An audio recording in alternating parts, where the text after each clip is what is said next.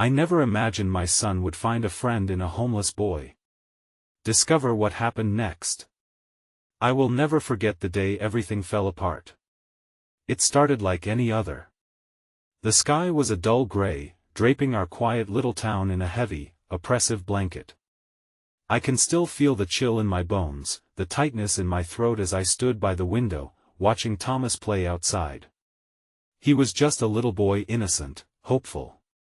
It should have been a sunny day of laughter and games, but instead, it felt like the calm before a storm. Teenagers often gathered at the old park across the street, leaving behind whispers of excitement, wild laughter, and the ever-present cigarette smoke that snaked its way into my home. I hated the park, and I hated what it had become. It was a place marked by decay, where lost souls wandered, searching for scraps of comfort and companionship. I'd often pull the curtains tight, afraid to let Thomas witness that darkness. But that day, something shifted. I caught glimpses of a boy on the fringe of the crowd, a boy dressed in tattered clothes, face smudged with dirt. He had a look in his eyes sharp and haunted. My heart raced. Who was he? What was he doing there? I gasped as I watched Thomas approach him. My hands trembled against the glass. "Mom, can I go play with him?" he yelled, innocence radiating from him like sunlight piercing through clouds. I wanted to scream. I wanted to pull him back, to shield him from the cruel world that lay just beyond our front door. But there was something in the air, an electric charge that pulled Thomas toward that boy. It was visceral, compelling, dangerous. Thomas reached the homeless boy, their cracks of laughter cutting through the fog that clung to my heart. A spark of connection danced between them, igniting something inside me. I felt pinned to the spot, a primal instinct deep within telling me that this moment held weight. It was like I was watching a coin flip. Would it land heads or tails? Joy or heartache? The crowd began to murmur, a chorus of raised eyebrows and hushed voices. What does that kid want with him? Does he even know who he's talking to? Their judgment struck me like daggers. I wanted to pull Thomas away, to protect him from their gaze, from the stigma that shadowed the boy. Yet, there was an odd sense of beauty to their friendship. I was frozen, my heart pounding, blood rushing in my ears. The world around me faded into a blur of colors and sounds. I could hear my own heartbeat pounding, like an ominous drum dictating the rhythm of this unfolding story. "What are you doing?" I mimicked, my voice barely a whisper in the whirlwind lurking behind me.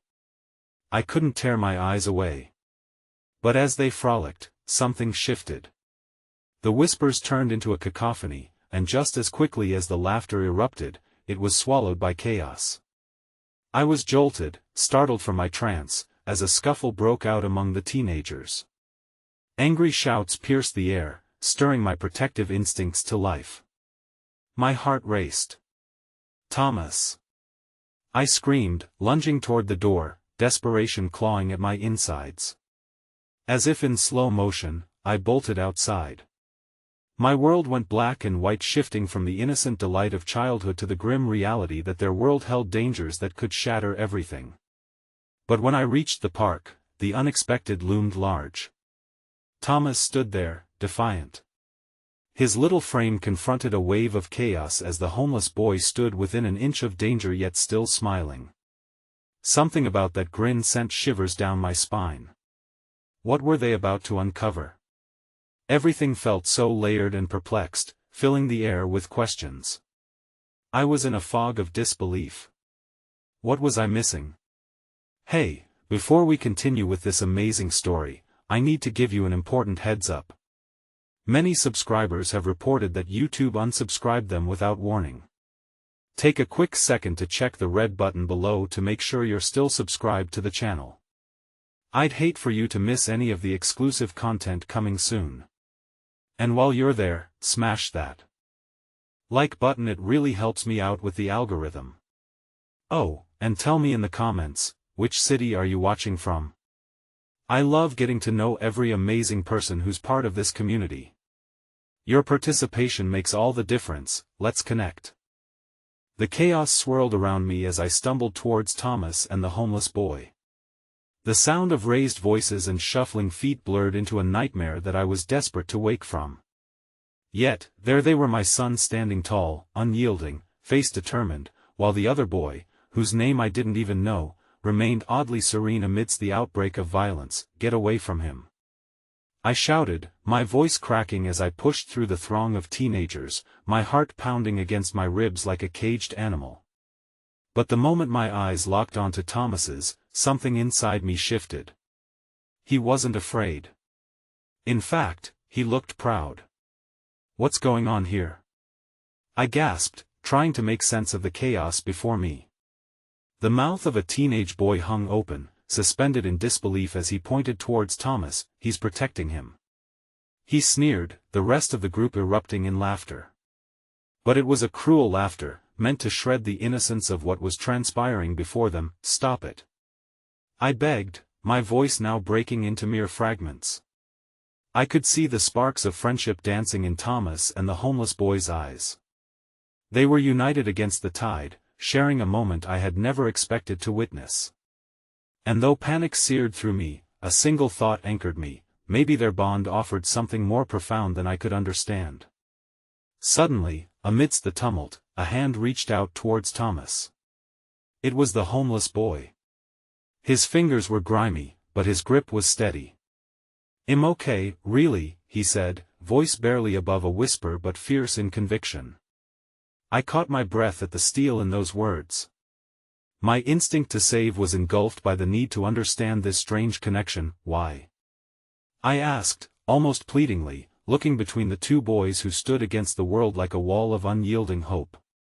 "Why are you together?" The homeless boy turned to meet my gaze, and it was then that I saw the story stamped in the lines of his face, the shadows of night spent sleeping under stars that had long abandoned their brilliance. "He sees me," he said simply. "And I see him." In that moment, the air shifted again. It wasn't fear I felt, it was something elusive, something that seemed to cling to hope as tightly as I clung to Thomas. But just as I started to breathe again, something snapped. A sudden roar of laughter erupted from the group, and I watched with dread as they closed in a circle of judgment enclosing the truth I sought to protect. "Why don't you just go back to your cardboard box?" one girl shouted, her eyes glinting with malice. My heart sank, the familiar weight of societal prejudice pressing down upon me like a leaden shroud. I could feel my throat tighten with emotions I couldn't articulate: anger, sorrow, worst of all, fear. "Run!" I screamed, desperate for intervention. "Let's go home, Thomas." But instead, away from the noise, Thomas turned his head. He held the homeless boy's gaze, an understanding passing between them. I realized in that instant that they were no longer just two boys in a park, they had become brothers, each understanding the other's pain in ways I realized might take a lifetime to comprehend. "Mom, I can't leave him," he said, the weight of his words settling like a stone in my chest. "He needs a friend.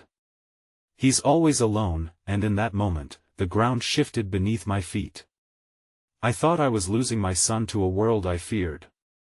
I had thought I knew what he needed, but there, amidst the ruckus of adolescent cruelty, he had found a truth untarnished by my own fears. What kind of mother was I, to want to stifle such connection? My heart shattered as I witnessed the courage it took for him to embrace this friendship, a leap that I had never been brave enough to consider. Suddenly, a shadow fell over us.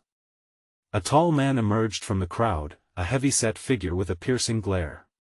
"What's going on here?"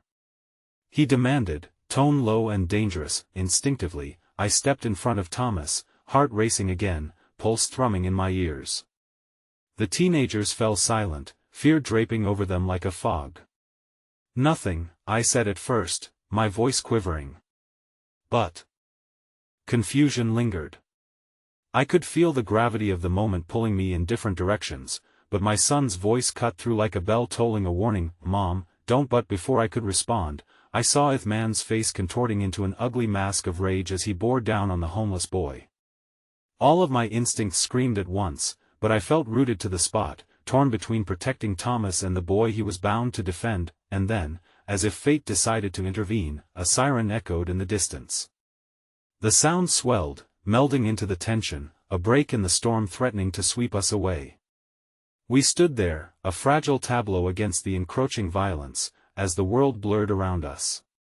The moment hung like smoke in the air, and just as quickly as it had begun, it felt like everything might unravel all over again. What would you do? My heart whispered, bravery slipping through my fingers like sand. The answer hung there, heavy and unyielding, an unspoken question pregnant with possibility. How far would I go to protect what mattered most, and what would the cost be? The sirens grew louder, and just as hope flickered dimly, a whispered promise lingered. I had no idea if our world was about to change forever, but I knew one thing: I could not look away. In the stillness that followed the wail of the sirens, I felt time stretch, each second dragging painfully as I watched the scene play out before me. The tall man's eyes flicked from the two boys to the rest of the crowd, searching for weakness, but there was none. The tension was as palpable as a frayed wire, ready to snap at the slightest provocation. "Get away from him, you freak!" He spat at the homeless boy, his voice brimming with venom. I stepped forward, my pulse thrumming. Protective instincts surged within me, a mix of fear and fierce love rising like a tide. "Stop!" I shouted, my voice suddenly louder than the chaos surrounding me. "You don't know anything about him." The man hesitated, momentarily thrown off by my defiance. A flicker of surprise passed over his face before anger took hold again, morphing his features into a mask of fury. "You're defending a filthy street kid?" he sneered. The laughter of the crowd swelled again, a chorus of derision eagerly awaiting his next move. I glanced at Thomas, whose eyes held a spark of defiance matching my own. I had to stand firm, I couldn't let him see me falter. "He is a person worthy of dignity, just like anyone else," I cried, my heart racing as I pleaded with the rest to see past the grime on the boy's skin to the soul underneath, but my words hung in the air like smoke, dissipating into the indifference that seemed to swallow everything around me. As I battled against my own fear, Thomas stepped closer to the boy, his presence like a lighthouse in stormy seas. "Leave him alone," Thomas shouted, his voice shaking yet resolute. The conviction in his words shocked me, igniting something inside me that longed to rise up and fight too. But I also feared for him. In that moment, I saw a flicker of anger softening in the man's face, replaced by something barely recognizable: doubt, perhaps, or maybe just confusion. The sirens drew closer, vibrating with urgency, intertwining with the fragile thread of hope that was quickly becoming our only ally. Then the unexpected happened. The homeless boy took a step forward, seizing the moment. "I'm not here to cause trouble," he said, his voice steady.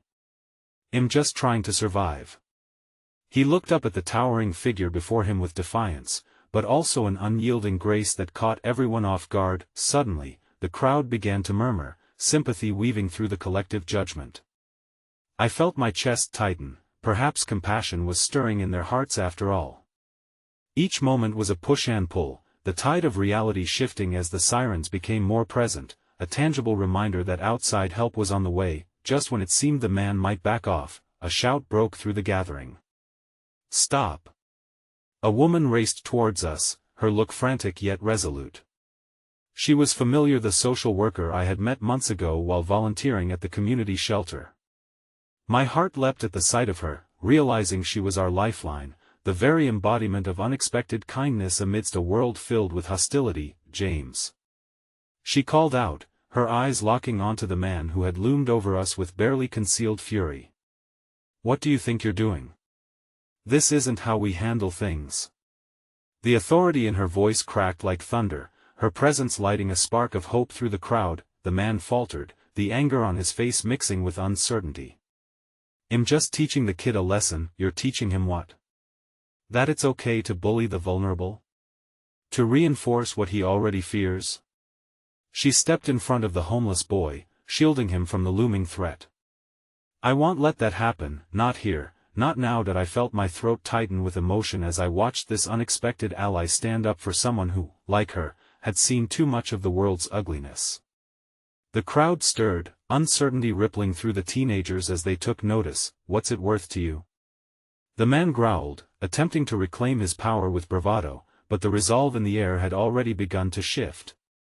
The sirens grew louder still, their urgency washing over us, pushing back the chaos that had threatened to swallow us whole.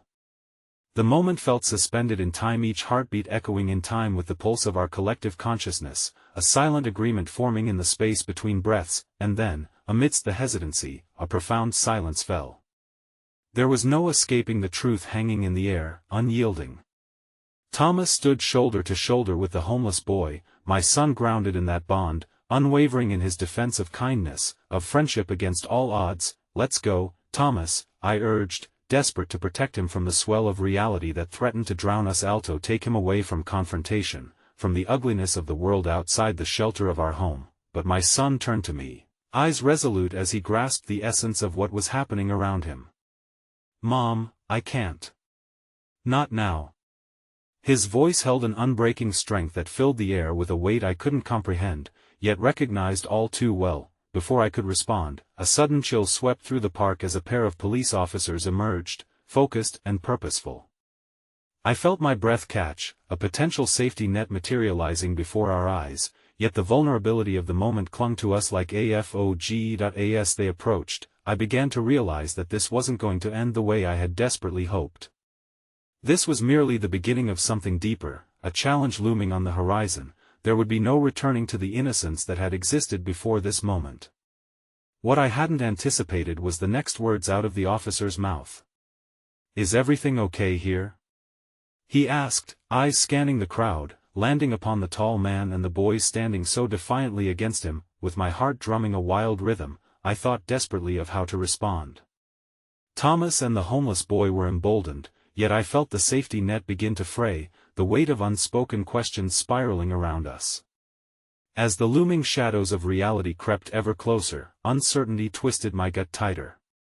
I realized then, that perhaps I had still underestimated the depths of this friendship, this bond that transcended our social constructs, and as I opened my mouth to speak the truth I feared saying aloud, the ground beneath us felt less certain. Peering into Thomas's earnest face, I realized this was just the inception of something far more complex, and with a sinking feeling, I braced myself for what lay ahead, knowing that the hardest battles often began with a single, unwavering stand. The moment stretched into an eternity as the police officer's eyes swept over the scene, lingering on the tall man, still defiant, and then back to Thomas and the homeless boy. The weight of the crowd's gaze bore down on me, a suffocating blanket of expectation. It was the kind of silence that begs for something to shatter, eat a crack of glass, a loud laugh, anything to break the tension that held us hostage. "Everything is fine," I finally managed to say, my voice barely above a whisper, choked with uncertainty. The words felt like a betrayal, like I was denying what was plain in front of us. A denial that wouldn't hold much weight against the palpable anxiety in the air. The officer pressed, his brow furrowing as he took a step closer, his partner mirroring him, both men ready for conflict, their stances tense and alert.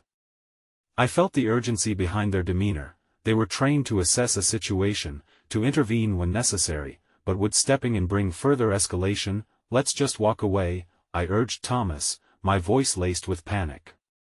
"We can talk about this at home." But looking into his eyes, I saw not rebellion but the dawning of understanding and awareness that this moment encompassed far more than just a single act of kindness. Before Thomas could respond, the homeless boy spoke again, his voice cutting through the tension like a knife, yet tinged with an underlying vulnerability. "They're not villains. They're just scared, like all of us." I felt a warmth swell in my chest, admiration mixed with despair at how well he seemed to grasp the complexities of our encounters. He was standing so tall despite the weight of his circumstances, and he was teaching Thomas and May a lesson in humanity. The tall man, caught off guard by the sudden shift, stammered, "Scared? I'm trying to protect my own kid from what?" The social worker interjected, her authority returning, sharp and clear. "From seeing how vitality can spark in even the most humble of places? From compassion? You think your son needs to learn that being afraid of the world is a way of surviving?" Look around. She gestured to the crowd, to us, humanity in all its beauty and brokenness. Her words echoed in the air, a challenge that demanded we confront our deepest fears. Then she turned back to the homeless boy, her gaze softening, and murmured, "You are brave for standing up today." Her kindness wrapped around him, a balm on a fresh wound that was unseen but palpable. The officer shifted uneasily, casting me a glance as if to ask how far we were willing to take this confrontation, unspoken questions swirling between the three of us. My heart raced, and I felt the rapid thud of it in my ears, a reminder of how fragile our moment was, how easily it could break 100 different ways. That I moved closer to Thomas, once again attempting to shield him. "This is too much. I want to go home." My voice trembled, the finality of it spilling out into the tumult of feelings surrounding us, but instead of moving away, Thomas stepped forward, resolute. "Mom, people are hurting. This isn't about just us anymore. He deserves a chance, just like anyone does." The maturity in his words struck me, grounding me even as they sent alarms ringing through my heart. The police officer looked to me, searching for a sign, a way to mediate the situation without igniting further outrage. Each passing second pressed upon us, a weight of responsibility layered atop the voices of doubt echoing in my mind. I could feel the crowd leaning in, curious yet reluctant, a collective breath held in suspense. "Okay," the officer said slowly, inching toward the panicked friction in the air. "Let's take it easy here. No one wants trouble, right?" He glanced back at the man, who stood frozen, a perplexed expression flickering across his face, unsure of his next move. "Maybe we can talk about this quietly," the officer offered, arms raised in a gesture of calm. "But I need to hear all sides." What I hadn't anticipated was the homeless boy's response, filled with strength and vulnerability. "I don't want trouble. I just want people to see me." His voice broke slightly, and the very act of speaking was a defiance against all he had faced. "Inhuman. I have dreams, just like everyone else. They matter too." The crowd felt the shift. Murmurs of empathy cascaded through them, their collective identity beginning to morph from self-protection to shared humanity. But amid the gentle unfurling of hope, my heart clenched, dread coiling tightly within me. I glanced at Thomas, who was caught in the moment, eyes wide open to the profound realization that friendship could bloom in the most unexpected places. What implications lay ahead? Would he risk our safety for a bond that could be easily severed? Then came the chilling sound of 2 additional sirens, slicing through the wavering tranquility. My heart sank, sensing that the world was rushing in, another layer of complexity layered on top of our moment. "More officers?" Thomas muttered under his breath, twisting his head to catch a glimpse of the chaos beyond our gathering. Anxiety flickered in his eyes, mirroring my own. Before I could process the gathering dread, a woman emerged from the new vehicle, her brow set in determination as she hopped out. Our eyes met, and I recognized the source of my anxiety. She was my sister, Claire, a staunch advocate for social justice, and the very person I had deliberately kept away from this world. Her arrival was unexpected, but her reputation preceded her. The firmness of her convictions shone like a beacon.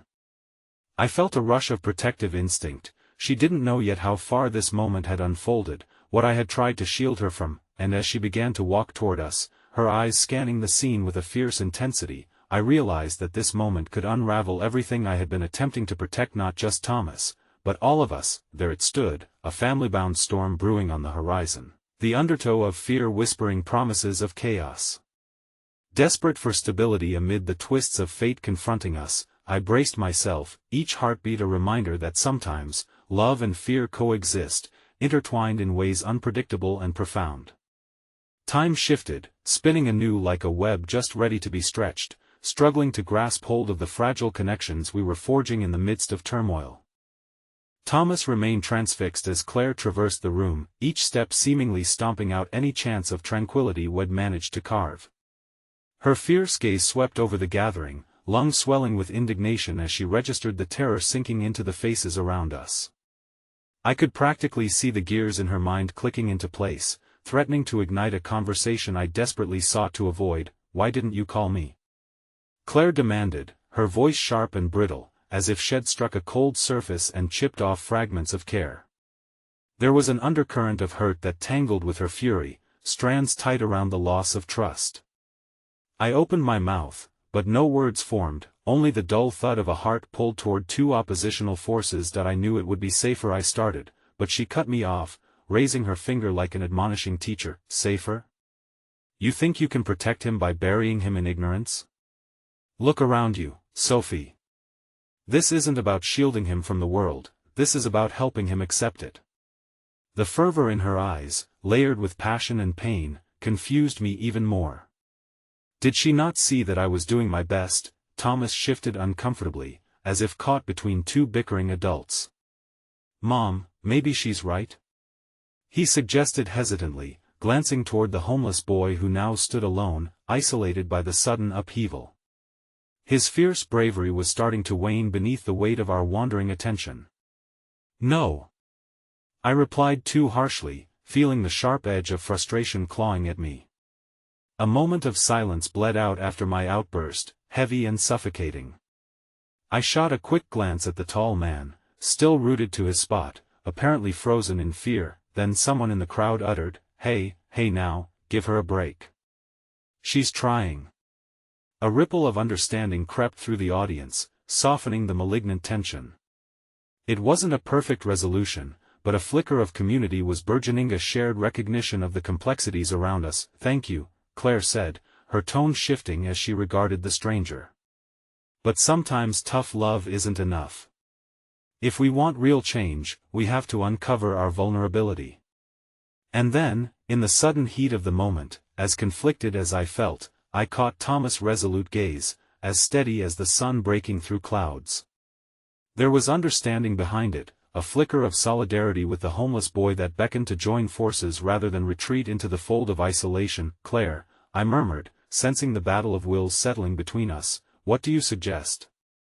Her eyes widened just a fraction, renewed fury brewing. "We listen. We engage." The homeless boy shifted nervously, sensing the audience's comfortable and shaky empathy intertwined. "I'm just a kid," he finally squeaked, his voice barely above a whisper. "I don't want anyone to feel bad for me. I've hurt, but I'm not broken. Give me a chance to show you that." The crowd held their breath again, captivated. Who was this young warrior hidden in coats too big and shoes too small? Suddenly, the air hummed with a hopeful freeness and overwhelming wish to understand. Before I could speak, Thomas stepped forward again, the boy's bravery igniting a new spark in his heart. "What's your name?" he asked gently. "Eli," the homeless boy replied, bashfulness sneaking into his posture, his spine folding slightly under the attention. "I just want to be seen," and there it was, a tender unraveling that even Claire seemed to acknowledge. I could feel the barriers begin to collapse, the hard edges of conflict softened by that two-syllable revelation. The crowd started to murmur, a heady mix of curiosity flowing through them like a brushfire. "Do you have dreams, Eli?" Thomas pressed, the innocence of his question infusing warmth into a fraught atmosphere. I want to play music like the drummers downtown. I want people to hear my beats, to feel them. Maybe sing one day too," he said, his voice growing stronger with each word. There was vulnerability in every syllable, yet also an undeniable strength that resonated with us all. "I'd like to hear you play sometime, Thomas," offered softly, a tentative warmth blossoming in his voice, unconcerned with the weight of opinions peppering the air. A moment later, I realized my heart was swelling as I took in the pure beauty of potential friendship sprouting between them, a bridge of understanding unfurling across broken ground. Claire cast a look at me, her anger foiled by surprise. There it was, the glimmer in both our sons' eyes. "But how do we build that bridge, Claire?" I challenged, desperately needing to reclaim responsibility. "How do we extend this moment beyond words and into the world? I don't know." Her admission stung, and my heart twisted in approval, a shared confusion knitted beneath familial strife. "But right now, we need to be open.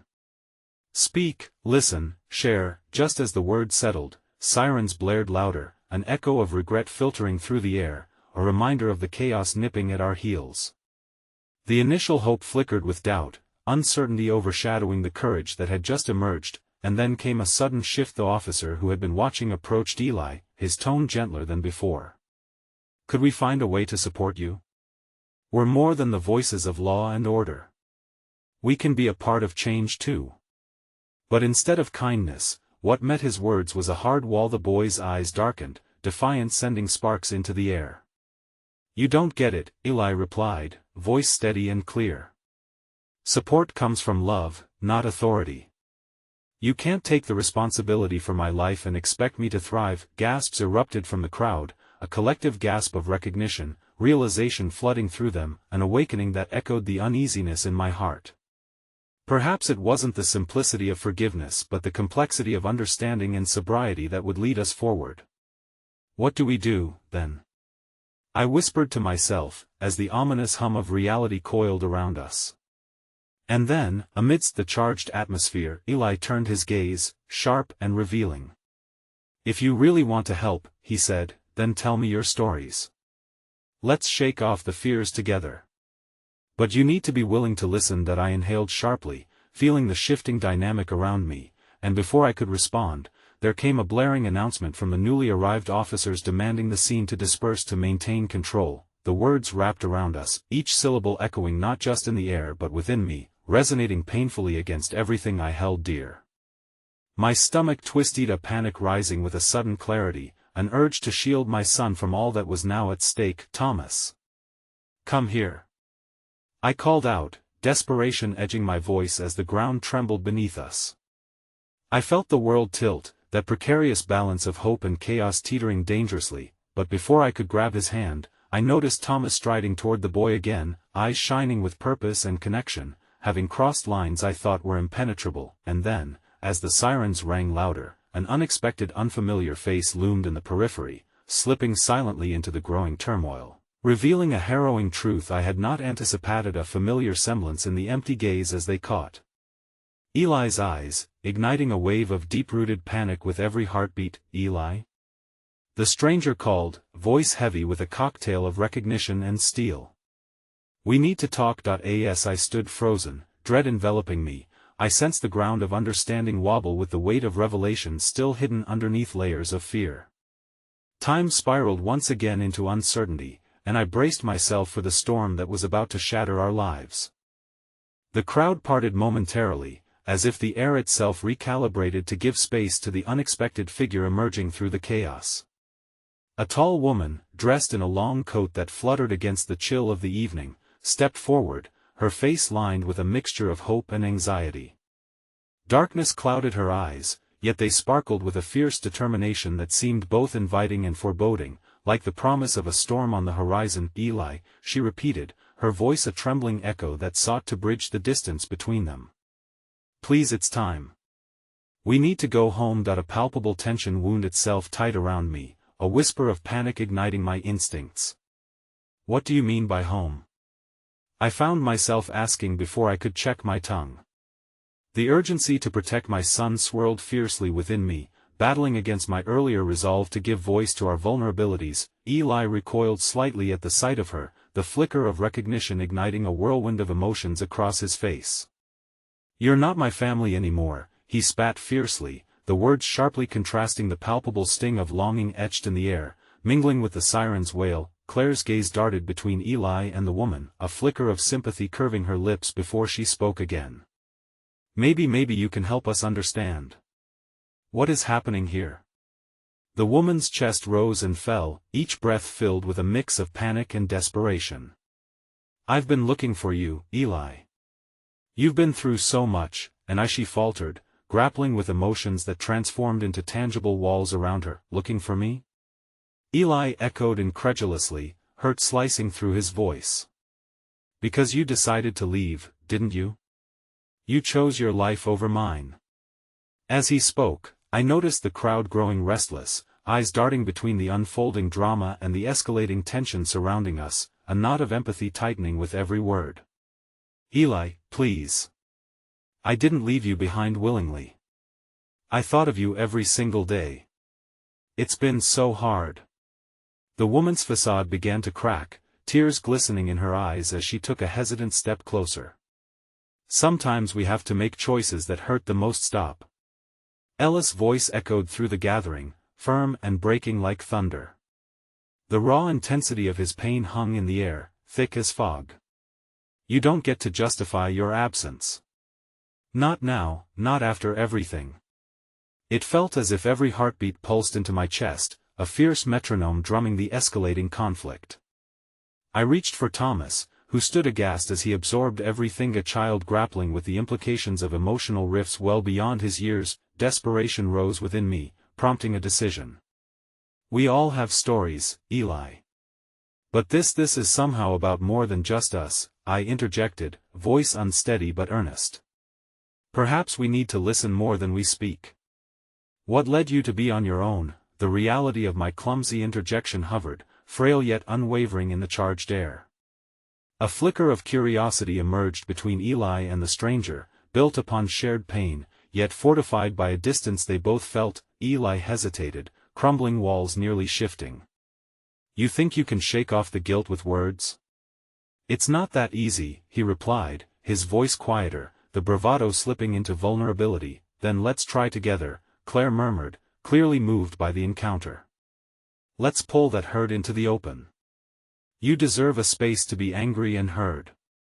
We can all share our mess, but it has to be done together. As Eli mulled her words over, uncertainty wrinkled the corners of his expression, heart being pulled in opposing directions, a sudden vulnerability channeling his strength, manifesting something larger than just resentment. Tell me your story, then, he finally urged, eyes narrowing on the woman.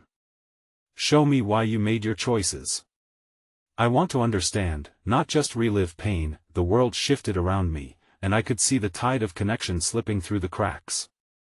Even amidst the sirens and tension, a flicker of understanding took root, the glimmer of something beyond ourselves. The woman inhaled shakily, as if bracing herself against fear, ready to unravel a truth long buried. I was scared, Eli. Scared of losing myself in the chaos of being a single mother. When your father was taken from us, I thought I would drown in the sorrow. I sought shelter in isolation, hoping that somehow it would bring me back to life. A swell of murmurs swept through the audience as they processed her admission, hearts tugging in newfound empathy. The air felt charged with possibility, a quiet acknowledgement that echoed between the pain of lost connection and the dawning of understanding. But just as the warmth began threading us together, an unmistakable crack, the sound of splintering ice, splintered the fragile atmosphere. The officer from earlier stepped forward again, brows furrowed, eyes darting between Eli and the woman, weighing something heavy against the twitching resolve of the moment. Enough. He boomed, his voice demanding attention. We need to keep this area clear. You, his finger pointed accusingly at Eli, this is no place for you. Come with us. Without hesitation, my heart twisted as I realized the weight of finality pressing down, the impact of authority misaligned with our budding relationships. Fear clawed at my insides, desperate to scream to Thomas to come back, to push Eli toward safety while keeping hold of this fragile thread head woven. Ella's eyes darkened, confusion consuming him.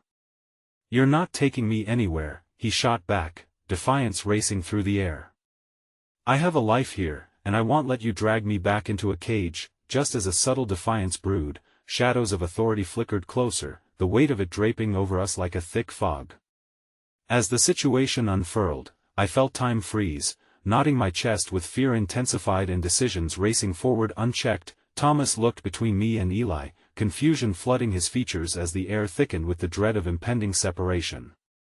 Grasping my hand, he squeezed it tightly, drawing strength as the sirens shrieked raw through the space, a stark reminder of the chaos threatening to swallow us once more. And then, just as the world felt poised on the edge of collapse, Eli turned to face his mother, bare and open, a grip on the moment of connection that defied everything. Tell them the truth, then. He urged, voice raw. Tell them how you tried to save me but lost me instead. We're all Hariso, share what you've held in chains. It's time to break free. With his words echoing in the air, the impending storm lingered thick between us, as I realized that while authority demanded attention, vulnerability was where resilience simmered. But that evening, as the echoes of his brave declaration wound through hearts. It felt as if the impending storm was just a prelude to unrest, an unscripted confrontation of anguish and healing just beginning to unfold. And amidst that electric possibility blossoming, our future held nothing but uncertain shadows. An impending revelation ready to spill forth, echoed in the tightening grip of my son's hand, pulling each of us ever closer to the deeper truths we had yet to unearth. The wind picked up, whipping through the gathering, filling the silence with an unmistakable dread. The officer's impatient foot tap resounded like a countdown, echoing through my bones as I cradled the tension seeping into the cracks of the moment. Eli stood there, an anchor caught in a storm, grappling for direction from the very woman who bore the weight of his absence. Enough of this. I won't let the two of you play this game of blame here. You're disrupting order. The officer's authority rang hollow, a lacquer over the underlying truth. As he stepped closer, I felt a wave of vulnerability crash over Eli, clashing with the man's resolute stance. Claire, sensing the moment slipping from our grasp, edged forward, her voice a steady plea. Please, let us talk. If nothing else, let Eli have the chance to hear her out. We can work together, this doesn't have to end in hostility. Her words cut through the air, a gentle balm amidst a raging storm. The officer hesitated, finger faltering mid-pointing, as if the air itself was rerouting his resolve. He scanned the faces surrounding Eli, faces filled with care, weaving connections that felt just out of reach. In that heartbeat of hesitation, I rooted for him to see that our small gathering was more than an inconvenience. We were a reminder of humanity, woven together by shared struggle. And then, a flicker of something shifted in Eli's gaze, his hardened expression softening as he took a step closer to his mother. I don't need your permission to find out who I am, he said, voice fortified with an unexpected buoyancy. If it's truly about connections, then let's find out how broken things can get and still survive. The crowd murmured in rapt anticipation, hearts entwined by the sincerity of Ella's words. It was naive, perhaps, yet the innocence of hope began to glimmer, forging bonds amidst the uncertainty. The officer, seemingly taken aback, scowled at Eli's bravery before reluctantly stepping back, reassessing the scene before him. How long can this charade continue? He challenged, though his authority wavered. Long enough that we can make sense of discomfort, Eli replied, his voice unwavering. You never know, maybe we can uncover something beautiful among the ruins. His voice resonated inexplicably in my chest, igniting a fear and a hope in equal measure. Though Ma's grip tightened on my hand, the innocent strength he drew from the moment flooding my own wavering heart. As the tension restructured itself in that space, his mother took a hesitant breath, gathering the shards of her courage. I wanted to protect you from grief, Eli, she murmured, her voice trembling like a leaf in the wind. But in that darkness, I lost sight of who I was supposed to be. I couldn't face us without crumbling. White-knuckled fists shook as Ella's composure slipped slightly, each word unearthing layers of pain while also progressing them toward a deeper understanding. So, you chose yourself? He snapped before deflating, vulnerability spilling forth. What does that even mean for us now? The ache of longing echoed in the air, Ella's defenses weakened, revealing a fracture in his heart only a mother could see.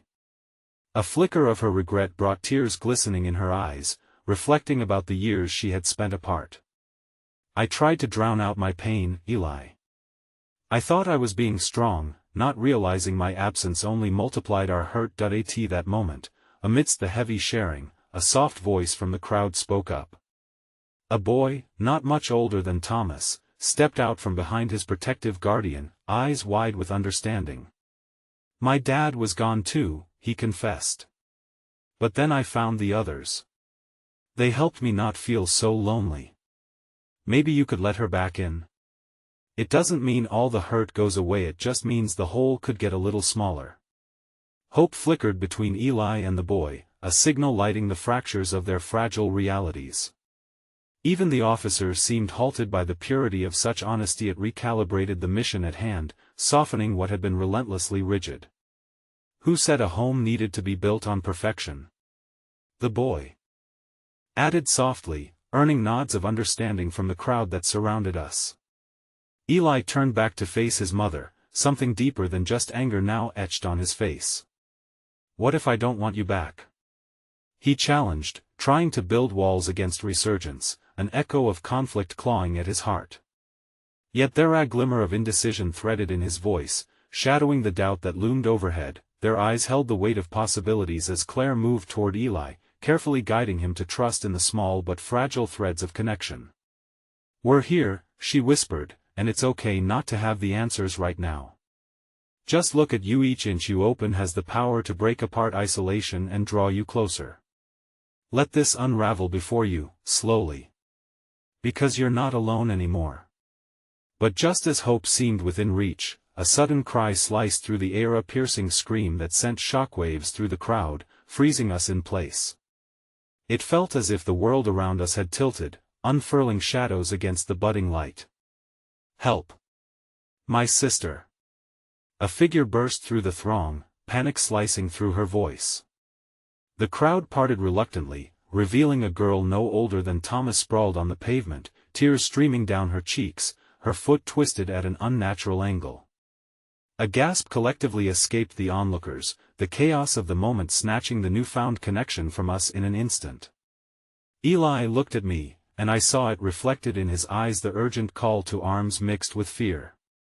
In that flash of an emergency, all bonds of understanding disassembled. And as I ran toward the girl, pulling Thomas along with me, I realized the darkness had yet to relent. A storm lay before us, one that would force us back into our haunting vulnerabilities. Yet amid the chaos, I couldn't shake the feeling that the yarns of our fragmented lives were beginning to weave together. All it took was a single moment, underscored by a world turning upside down. The cries of the girl echoed in my ears as I sprinted toward her, desperately pushing through the throng of onlookers who now stood paralyzed in disbelief. Thomas clung to my hand, his grip tightening with each frantic step as if he could somehow absorb the weight of the gravity pressing down on us. "Just stay close," I murmured, my eyes fixed on the girl, whose face was pale and twisted with pain. Another scream erupted as a few kind souls rushed to help, and I could see the girl's leg at an odd angle, the dislocation evident, her bare foot barely touching the pavement. "Please, move aside." A voice thundered behind me, and memories flooded back of the chaos that previously disrupted my own life, a blurring of figures, people's fear and vulnerability intermingling in the air. Shaking that dark energy off, I drilled down on the moment, reaching the girl and kneeling beside her. "Hey there," I said softly, forcing my voice to remain calm despite the tempest in my heart. "What's your name, Lucy?" she sobbed, her voice quivering like a feather caught in a breeze. "You're going to be okay, Lucy.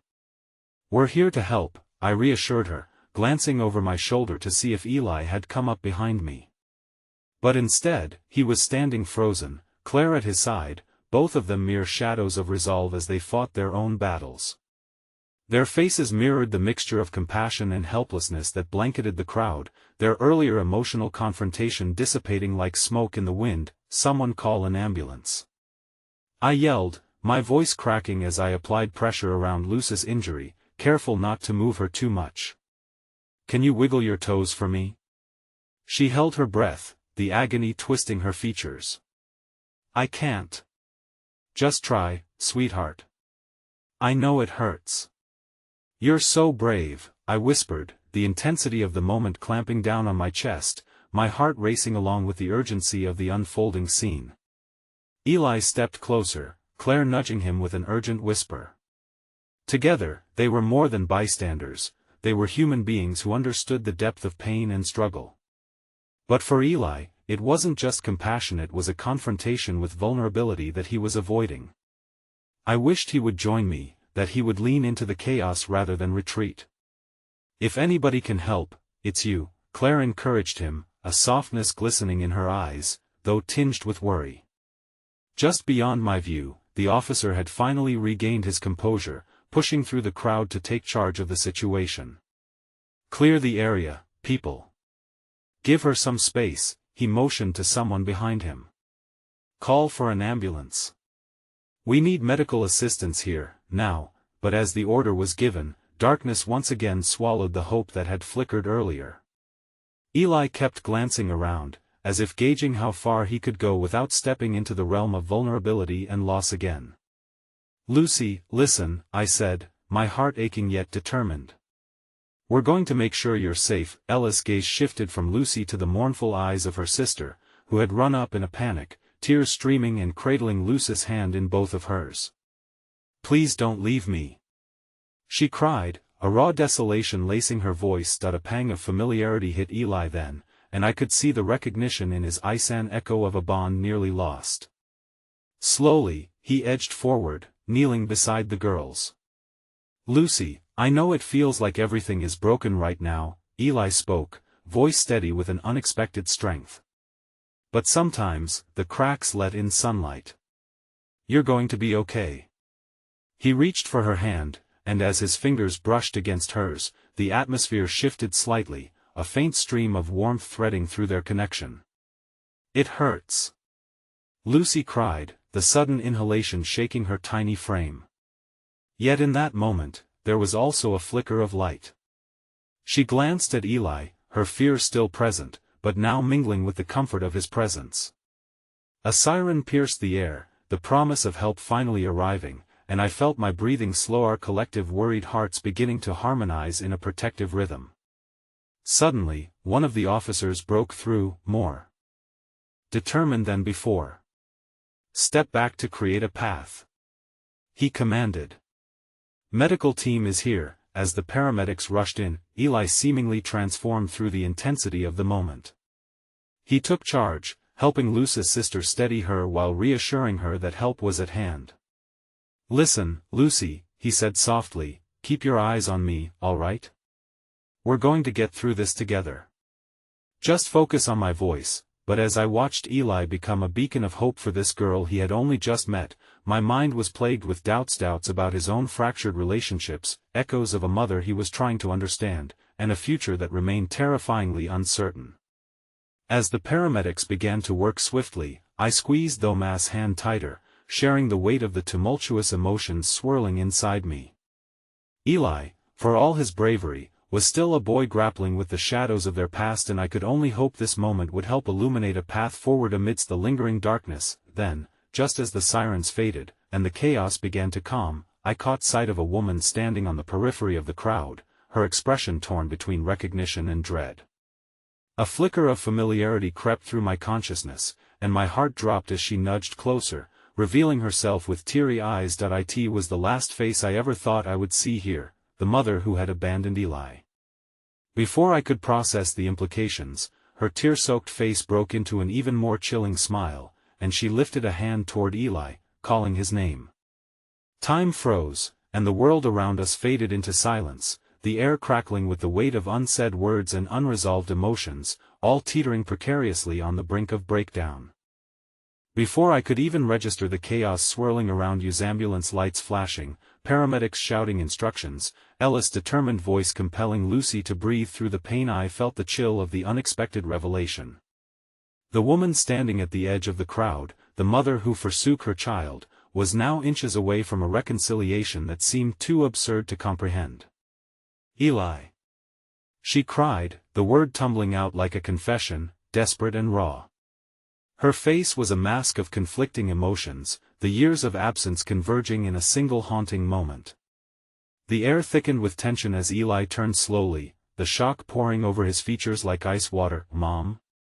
The single word fell from his lips, rendering the cacophony around us mute, as if time had folded in on itself, leaving only this fragile confrontation suspended in the air. Lucy's sister, still holding onto her sibling's hand, cast a bewildered glance between Eli and the woman who now claimed to be his mother. A silent plea, half horror and half disbelief, flickered in her eyes. In that moment, the pain and confusion of so many lives intertwined and converged upon this one pivotal heartbeat. "Please, Eli, let me explain." She stepped closer, but her eagerness met the resistance in Eli's stance. His body language was taut, each muscle drawn tight against the implosion of emotions overload. "I didn't know how to be there for you. I thought you'd be happier without me." His gaze pierced through the crowd, searching not for her but for comfort, for understanding. Happier? He breathed, the words laced with a mixture of bitterness and disbelief. You think leaving me alone would make me happier? Lucy's whimpers momentarily subsided. The connection between the chaos of her injury and the emotional upheaval surrounding Eli wove itself into something that transcended pain. Thomas squeezed my hand tighter, body leaning slightly against me as if he could draw strength from our bond. Through it all, I yearned to reach out and steady Eli against the tidal wave of brokenness crashing over him. I could sense his walls crumbling, the years of pent-up anger spilling through the cracks. But just as he opened his mouth to speak again, a paramedic called out, snapping him back to the reality before us. Focus on Lucy, Eli. I shouted, my voice cutting through the haze. And though the urgency of the injury demanded attention, Ellis' eyes remained locked onto his mother. An emotional battlefield lay barely concealed beneath the surface, but the woman, frail yet determined, stepped closer. I never stopped thinking about you. I don't lie. Eli spat at her, venom lacing his tone. You had your chance, and you chose to run from it. What could you possibly say now that would change anything? As they faced each other, the silence rang heavy.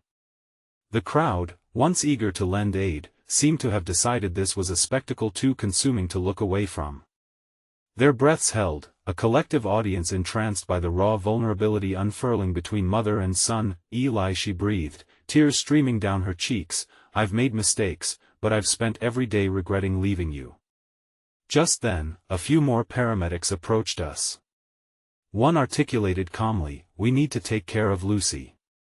Can you help us lift her on the stretcher? The shift of focus provided a momentary reprieve, drawing Eli's gaze downward, snapping him back into the reality around us. It'll help, he said, the defiant spark fading from his eyes. As he moved, the slightest hint of uncertainty crept in, a whispering doubt that maybe he was on the verge of unraveling old wounds rather than healing them.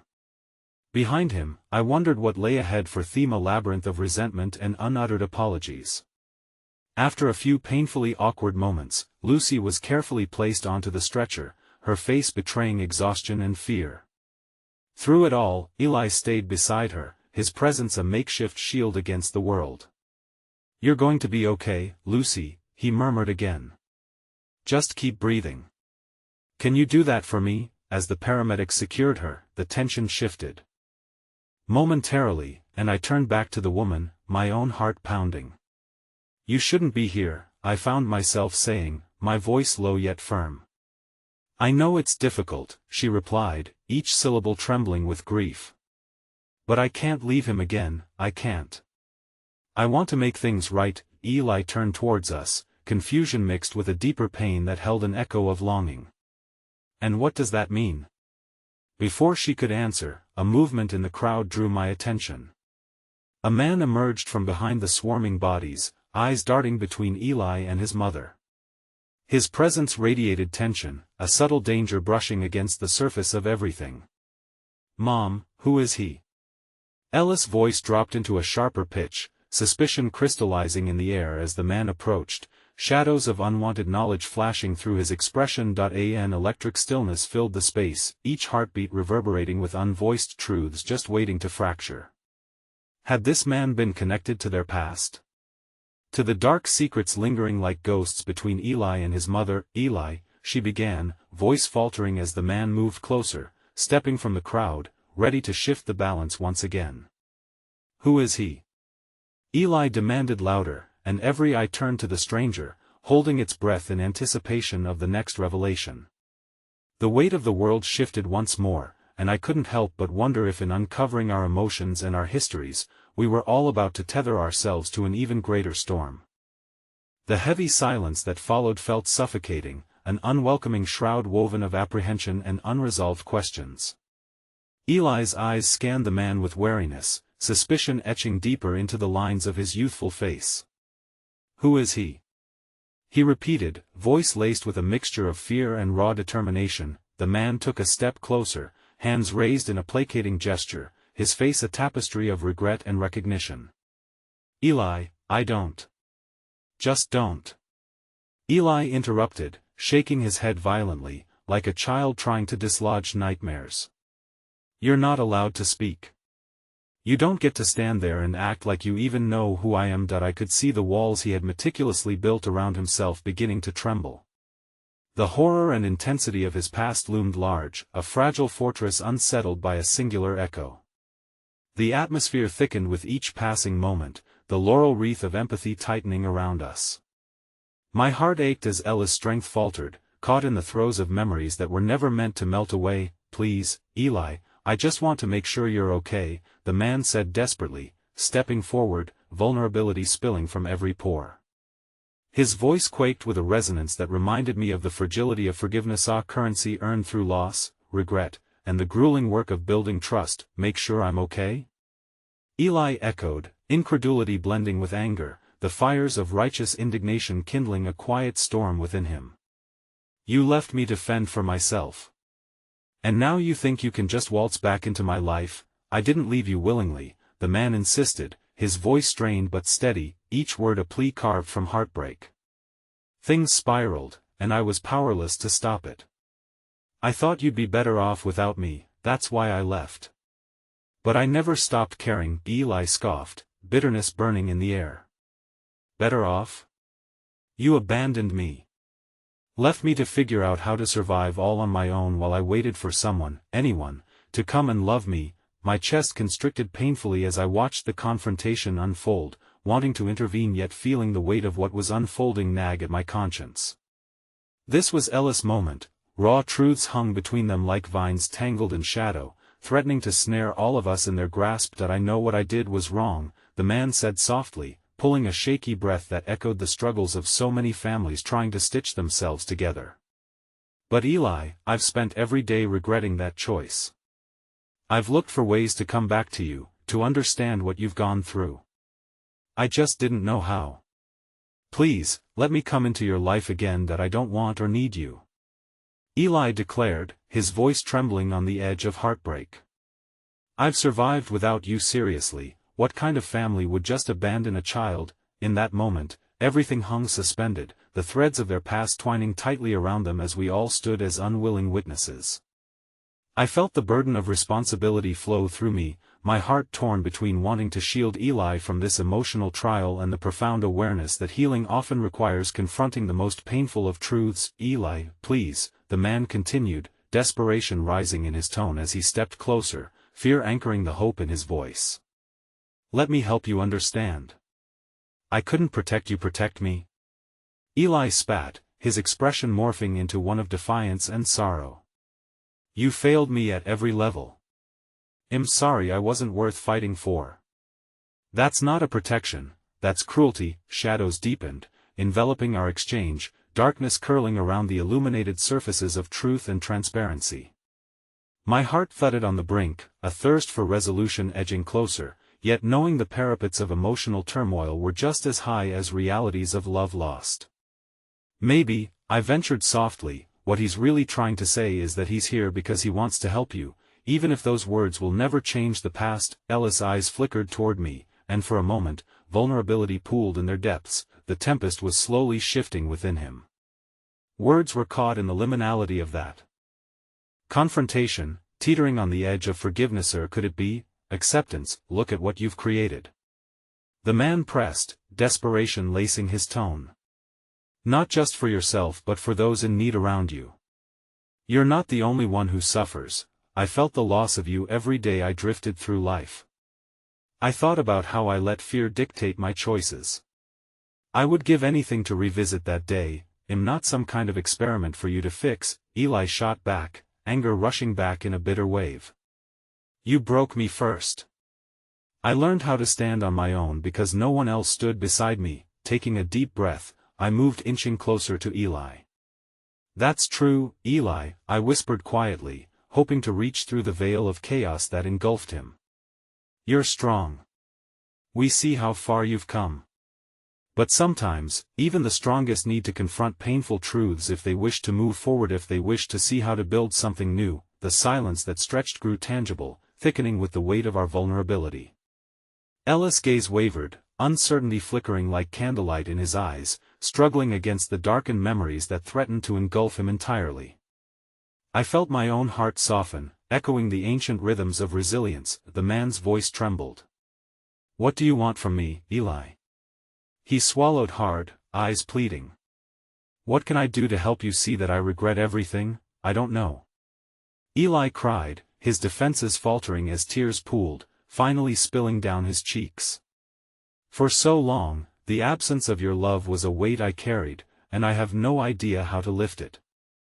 I thought I was broken beyond repair." Ellis' raw honesty struck a chord deep within my heart, resonating with the truth of so many lost souls, and in that moment, I saw a transformation begin to unfurl, raw and profound. "You're not broken," I added carefully, wrapping him in my empathy. "You've weathered storms that should have torn you apart, yet here you are, still standing.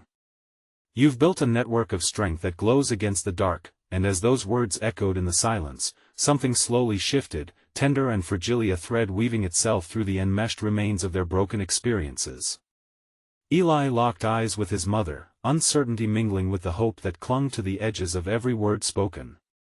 It didn't promise an easy resolution, but it surmised the possibility for something more than just healing wounds. He began, voice barely a whisper, lost in the tide of choices yet to be made.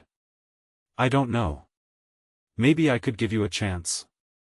But it won't be easy, you understand that, right? It'll take anything." The man responded, voice breaking. "Just being here is already more than I could ever have hoped for. I'm ready to listen, to learn, and experience what you went through." So, we all stood, suspended in an emotional limbo as threads tangled and stitched themselves together, a moment blossoming into something unexpected, and for the first time, outside those quiet stretches of our hearts, the silence held an ember of understanding. As the sirens faded, life seemed to unfurl beneath us, wrapping itself tightly around the shared burdens, the grief, the lost love, and the chance to step forward towards something new. For beneath those flickering shadows lay the seeds of hope, the potential for acceptance and connection buried in our raw vulnerabilities. With hesitant steps forward, Eli faced the man, searching for the truth amidst the tumult. I could feel the warmth of possibility radiating around us, a shared circular embrace that whispered, "Today, we begin again." "I see you," Eli murmured, hands trembling slightly as if releasing the weight of resentment, "and you'll try to understand." In that moment, the world snapped back into focus, forgiveness fluttering close to us, inviting. As the final sirens receded into the distance, bustling life returned to the fringes, the voices of an unprepared crowd now blending surprisingly into a chorus of compassion and solidarity. For in our vulnerability, we would bear our truths, coaxing light into the folds of our shared stories, learning to trust ourselves and one another again. And at that culmination, the breathtaking hush before the next dawn, I felt a powerful warmth wrap itself around us, solidifying what we'd dared to uncover. And within that truth, the final tapestry of our narratives coalesced, leaving me with a single resounding thought: in the face of fear and uncertainty, love, however battered, blooms brightest in the shadows.